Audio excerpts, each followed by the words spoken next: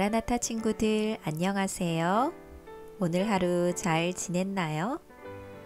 우리 친구들은 혹시 전화위복이라는 사자성어를 알고 있나요?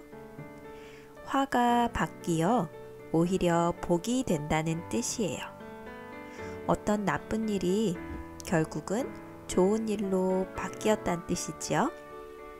오늘 이야기의 주인공은 나쁜 일을 겪었지만 결국은 하나님께서 선하신 길로 이끄셔서 복을 받았어요. 오늘의 이야기 시작하겠습니다.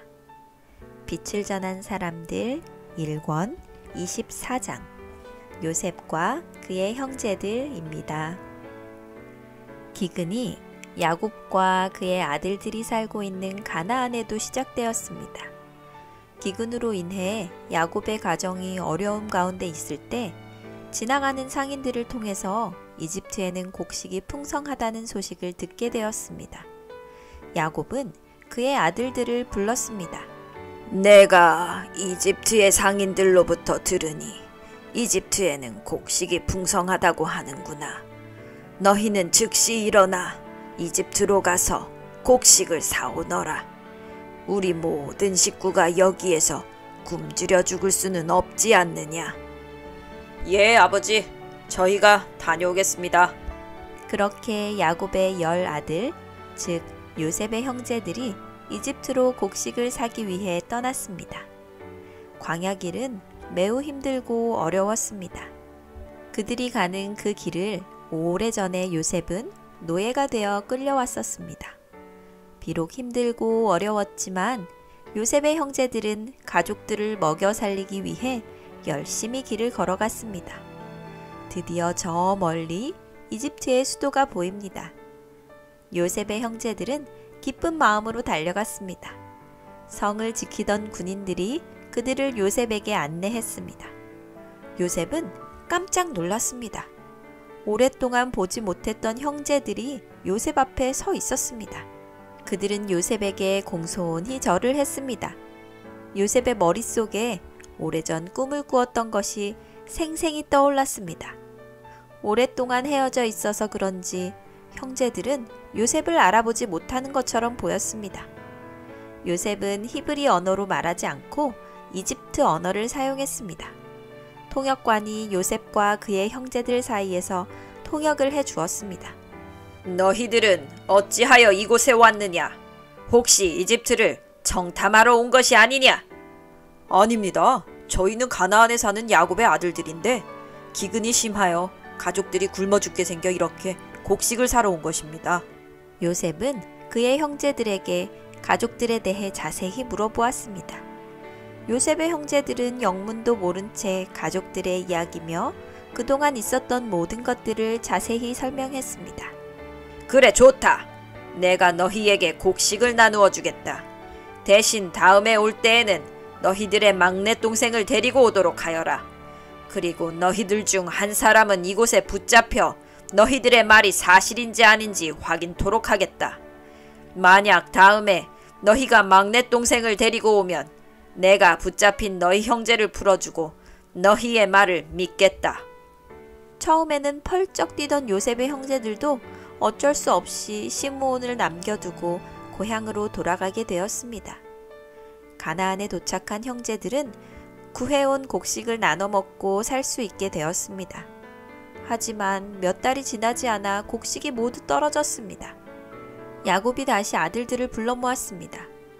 너희는 다시 이집트로 내려가서 곡식을 사오너라. 아버지, 베냐민을 우리와 함께 가게 해주세요.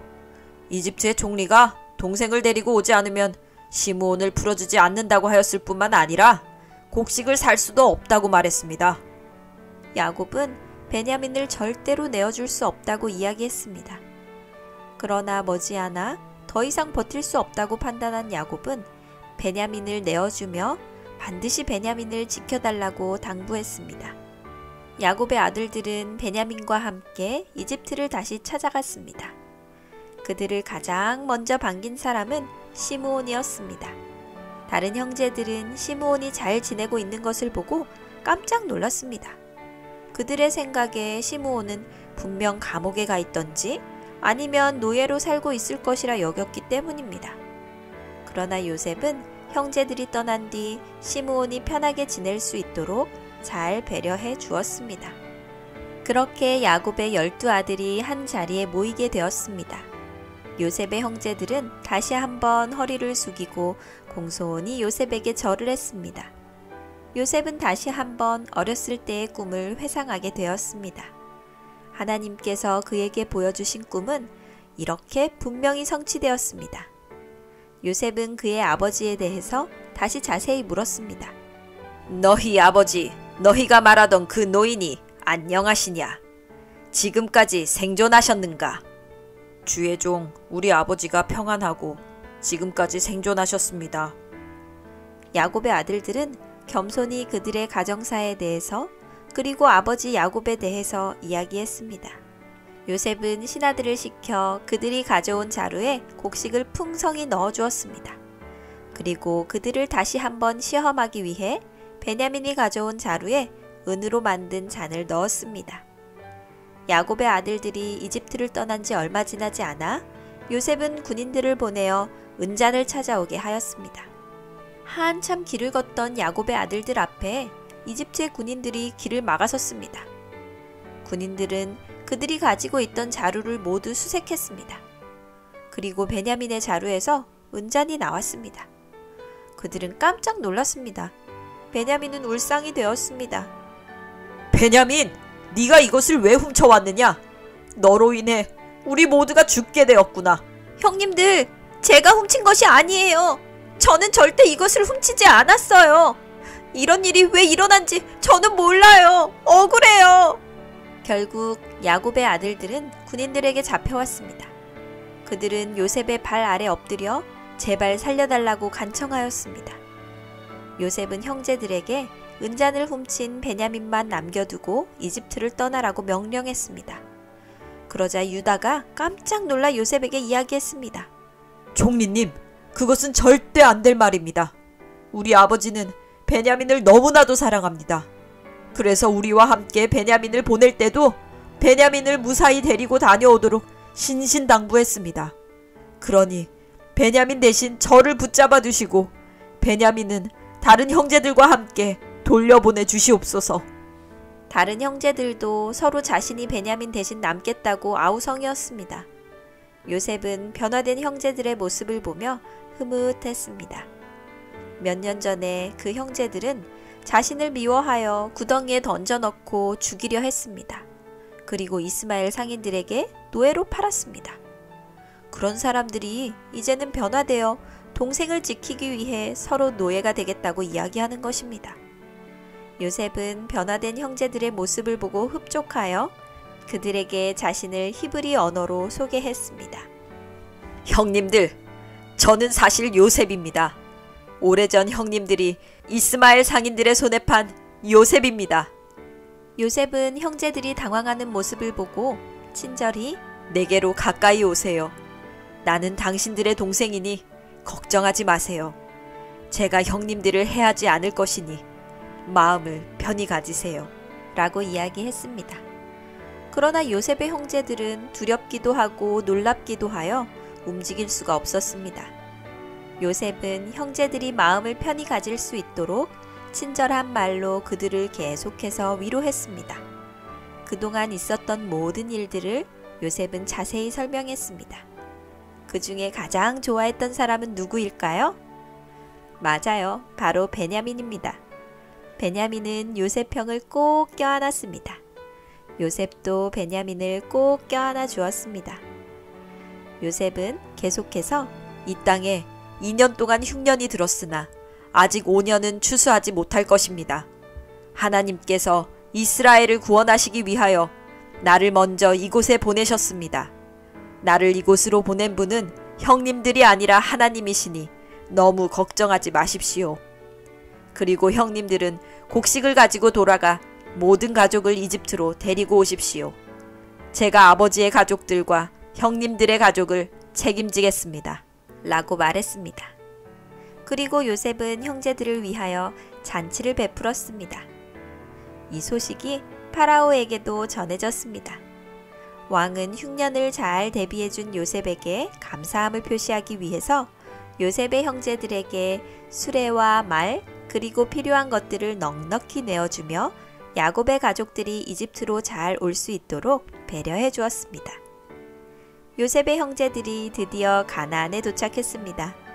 아버지 야곱은 아들들이 돌아오기만을 간절히 기다리고 있었습니다. 드디어 멀리 아들들의 모습이 보이자 야곱은 반가워 달려가 그들을 맞이하였습니다. 그런데 그들이 가져온 것들을 보고 깜짝 놀랐습니다. 이것이 다 무엇이냐? 아버지 놀라지 마세요. 죽은 줄 알았던 요셉이 살아있었어요. 지금 이집트의 총리가 되어 이집트를 다스리고 있어요. 이 모든 것들은 요셉이 아버지와 우리 가족을 위해 보낸 선물들이에요. 야곱은 모든 이야기를 듣고 하나님께 제사 드리는 제단 앞으로 나아갔습니다. 그리고 무릎을 꿇었습니다. 아브라함과 이삭의 하나님, 이 모든 일로 인하여 감사를 드립니다. 저의 기도를 들어주시고 저희 가족에게 은혜를 베풀어 주시니 정말 감사드립니다. 그날 밤 야곱은 밤하늘의 별을 바라보며 오랫동안 자신을 인도해 주신 하나님을 생각했습니다. 그리고 하나님의 약속을 생각했습니다. 오래전 하나님께서 아브라함에게 너희 후손에게 이 땅을 줄 것이라고 하신 약속이 떠올랐습니다. 이제 며칠 후면 가나안을 떠나게 될 것입니다. 그러나 지금까지 약속을 지키신 하나님께서 다시 가나안으로 그들을 인도하실 것이라는 강한 확신이 들었습니다. 며칠 후 야곱의 가족들은 짐을 꾸려 가나안을 떠나 이집트로 향했습니다. 그들의 행렬은 어마어마했습니다. 수천 마리의 양들과 가축들, 그리고 많은 사람들이 줄을 지어 걸어갔습니다. 야곱과 아이들은 파라오가 내어준 수레를 타고 여행했습니다. 어린아이들은 태어나서 처음으로 떠나는 긴 여행에 신이 났습니다. 비록 가는 길이 멀고 험했지만 야곱은 사랑하는 아들 요셉을 만난다는 생각에 기쁜 마음으로 고생을 이겨냈습니다. 드디어 멀리 이집트가 보였습니다. 그들이 도착한 소식을 군인들이 요셉에게 알려주었습니다. 요셉은 수레를 타고 아버지를 마중하러 달려갔습니다. 멀리 아버지의 수레가 보이자 요셉은 수레에서 내려 아버지께 뛰어갔습니다. 야곱도 달려오는 요셉을 보고 수레에서 내렸습니다. 두 사람은 눈물을 흘리며 꼭 껴안았습니다. 얼마나 감동적인 순간이었는지 모릅니다. 그곳에 있던 많은 사람들도 눈물을 흘리며 기뻐했습니다. 그날 저녁 요셉의 집에는 큰 잔치가 열렸습니다. 정말 오랜만에 야곱의 모든 식구들이 한자리에 모였습니다. 요셉은 그의 아내와 아들들을 야곱과 형제들에게 소개시켜 주었습니다. 그리고 다음 날이 되었습니다. 요셉은 아버지와 형제들을 데리고 파라오의 궁전을 찾아갔습니다. 그리고 파라오에게 자신의 잃어버렸던 가족들을 소개했습니다. 파라오는 기쁜 마음으로 야곱을 맞이하였고 그의 가족들이 먹고 살 수 있는 풍족한 땅과 집, 그리고 곡식을 내주었습니다. 그곳에서 야곱과 요셉의 형제들은 하나님의 보호 아래 풍족한 삶을 살 수 있게 되었습니다. 잘 들었나요? 성경에서 요셉은 예수님의 생애를 예시로 보여주고 있어요. 요셉의 형제들을 움직여 그를 노예로 팔게 한 것은 시기심이었어요. 그것은 사탄이 넣어준 마음이었지요. 하지만 하나님은 사탄의 악한 계획을 멋진 계획으로 바꾸셨어요. 바로 이스라엘 민족을 구원하는 구원 프로젝트로 바꾸신 것이죠. 요셉은 애굽의 노예 신세를 통하여 그의 아버지의 가족을 구원한 구주가 되었어요. 마찬가지로 예수님 역시 하늘에서 하늘왕의 신분을 버리고 이 세상으로 오셔서 죄인의 신분을 가지셨어요. 그리고 사탄을 포함한 그의 악한 종들에 의해 십자가에 달리게 되셨지요. 하지만 예수님은 십자가를 통해 세상을 구원하시고 우리를 구원하신 구주가 되셨어요. 요셉이 그의 악한 형제들을 용서하고 감싸주었던 것처럼 예수님은 오늘 죄를 지은 우리들을 용서하시고 안아주세요. 우리 친구들도 요셉과 같은 넓은 마음을 가지게 되길 바랍니다. 요셉이 가진 마음은 우리를 사랑하시는 예수님의 마음을 닮았어요. 우리 친구들도 그런 예수님의 마음을 닮을 수 있다면 얼마나 좋을까요? 때로 친구들이 나를 괴롭히고 힘들게 할 수 있어요. 나에게 못된 짓을 하는 사람도 많이 있어요. 그러면 속상하기도 하고 화가 나기도 하지요. 하지만 그럴 때 요셉의 삶을 생각해 보세요. 그리고 예수님의 삶도 생각해 보세요. 그러면 우리 마라나타 친구들이 어떤 마음을 가지고 어떻게 행동해야 할지 깨닫게 될 거예요. 그렇게 예수님을 닮는 멋진 마라나타 친구들이 되길 감자쌤이 응원합니다. 우리는 때로 좋지 않은 일들을 겪어요. 하지만 전화위복으로 나쁜 일이 좋은 결과로 역전된 경험이 있다면 댓글로 남겨주세요. 축하받고 싶은 일이나 나누고 싶은 일을 남겨주어도 좋아요. 감자쌤이 댓글을 소개해 드릴게요. 감자쌤, 저는 조하람이에요. 저는 힘들면 막 눈물이 나요. 네, 하람 친구, 감자쌤도 힘들어서 눈물이 날 때가 있어요. 우는 것은 나쁜 일은 아니에요. 우리가 힘들 때 눈물이 날 수도 있어요. 물론 기쁠 때도 눈물이 날 수 있고요. 힘들 때 엄마 품에 안겨서 울고 나면 기분이 좀 좋아지잖아요. 마찬가지로 하나님께 울면서 기도드릴 때 하나님께서 꼭 안아주시는 느낌을 받을 수 있을 거예요. 하람 친구가 예수님의 품 안에서 울게 되기를 바랍니다. 감자쌤, 저는 조하민이에요. 저는 문제를 풀다가도 잘 안 되면 짜증나고 난리가 나요. 그런데 요셉은 어떻게 그 상황에서도 기도할 수 있었을까요? 저는 힘들 때면 기도가 잘 안 나오거든요. 하민 친구 댓글 고마워요. 하민 친구는 문제가 잘 안 풀리면 짜증이 나는군요.